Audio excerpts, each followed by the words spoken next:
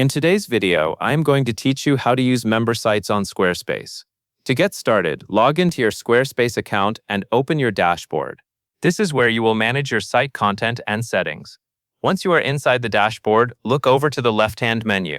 Depending on your version of Squarespace, you will click Website or Pages.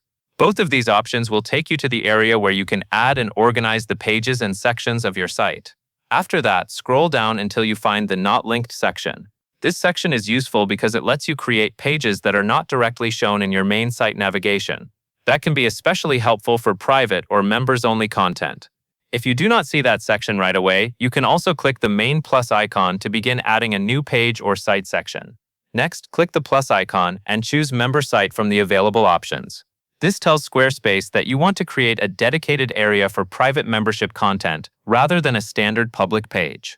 If you are setting up a protected space for courses, exclusive resources, or subscriber-only material, this is the option you will want to use.